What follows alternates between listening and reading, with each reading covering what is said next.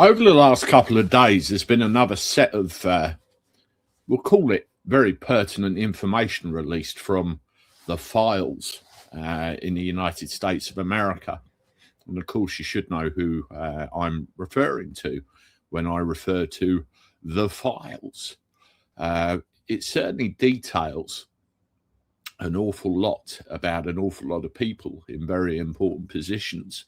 And in effect, when you look at the information, it appears that Jeffrey probably had something on just about anybody of note. And I was reading them last night and couldn't fathom what was in front of me.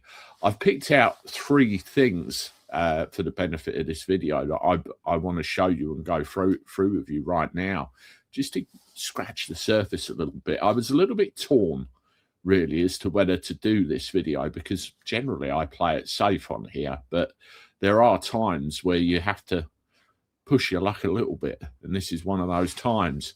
So let's have a look at the first one. This is here, and this email dated the 14th of June 2010, and you can see quite clearly who the sender is and who the recipient is, in this case Peter Mandelson. And it says, "I like it, I don't like it. This book is a part candid autobiography and part history, and describes what motivated me and made me tick as I played." You can see played in capital letters there in brackets, third man to two prime ministers, Tony Blair and Gordon Brown. It is about why things happened, not just what happened. The rise, fall and future of a political phenomenon, that governed Britain for 13 years. So that's very interesting. What is he saying there? It was Blair and Brown, the puppets. Mandelson was the real deal, or is he referring to the Labour Party as a whole? What do you think the context is? Let me know in the comments. And what happened to me in my life during this roller coaster ride?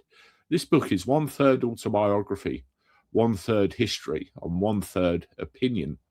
It describes my various roles, my motivations, and my views as the third man in New Labour. Tony, Gordon, and I crafted a political phenomenon that governed and guided Britain for 13 years. This book will hopefully shed some light on how decisions were made. In addition to describing their outcomes, it's about my life, my role, and my participation in this once-in-a-lifetime ride. Once-in-a-lifetime ride. Third man. Interesting. You all remember, and it's quite well documented, that was it the coffee shop meeting? I tend to recall. Was it that? Somebody let me know in the comments what you think, what comes across in that one. This next one really stuck out to me, and it was this tweet here. Let's make this a little bit bigger. So, British Prime Minister Keir Starmer features extensively in the documents, with one person requesting the police investigate a backdoor deal between Mandelson, Sunak and Starmer. And this is taken off the Justice website, with various links as well to Daily Mail articles, which you could run a mile with, really. But I'm going to censor some of this because the language is a little bit choice in some cases. So, hello, Keir Starmer. I want you to arrest me, or at least send the police round from the UK, because you are a and there's a link to an article there to do with an investigation. And why are you a beep, Keir and Rishi and Peter Mandelson? Because you have all profited on the trafficking of kids and young women. I also know backdoor deals have been done regards to me. Please do not send the police, because for almost a decade I've tried to give you my statement. Now, where is Adam Castleman? Also, who is the Prime Minister that named somebody in her testimony? I want that Prime Minister named and investigated. If her word is good enough for Andrew, her word is good enough for the rest, surely. How about Edward Barak, another one? Please, can the FCA and FCC investigate all of those names, please? And then there's another redacted name here. Must definitely testify. Also, please, can you investigate her charity, where my Booz and Edwards are all partners? There's another couple of links to external articles there. We have had years and years of F-face, and it's time she gets off her derriere and does some work for her money. Can we check her bank account, please, too? Cash you welcome. So some of this language is ridiculous. I also give you my permission to look at all my search engine history too. I want Cash to literally take everything of mine, investigate everything I have researched for the last decade on Google, on Yahoo, because I know that Cash will do the same for all those named. I give you permission, and now the rest must do it. They have any issue, Cash, they have something to hide.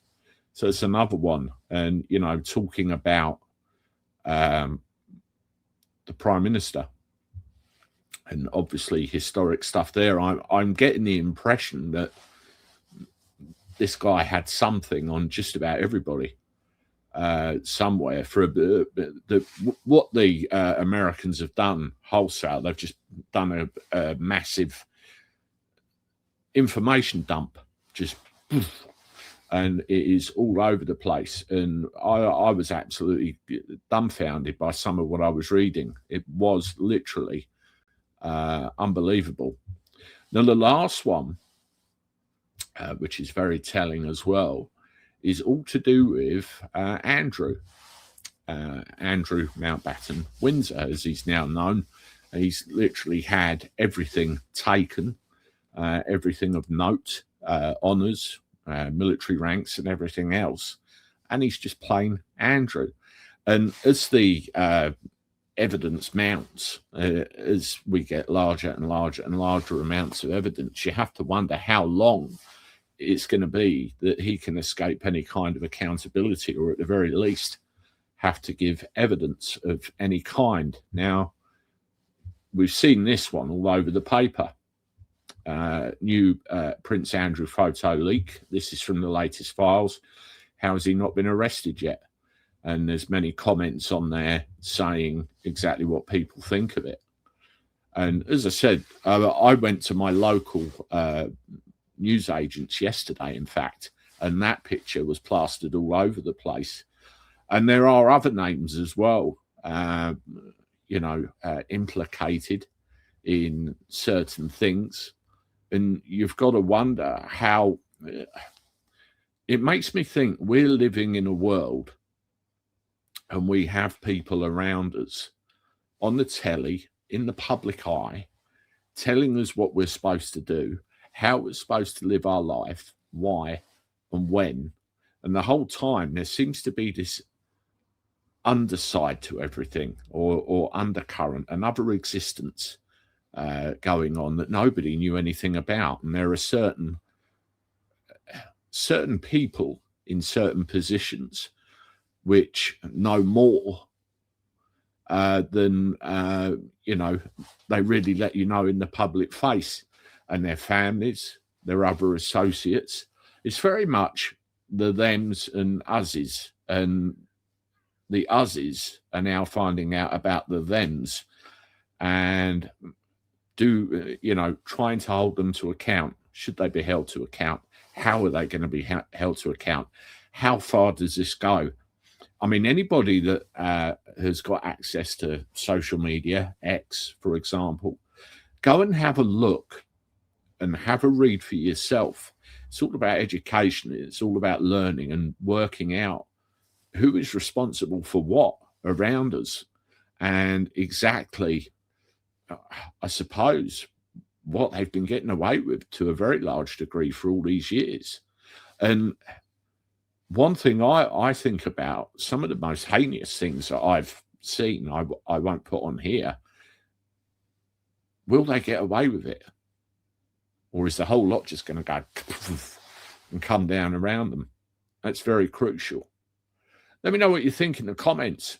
As always, hit the like button, subscribe to the channel, share my stuff. I'll talk to you soon. Toodaloo.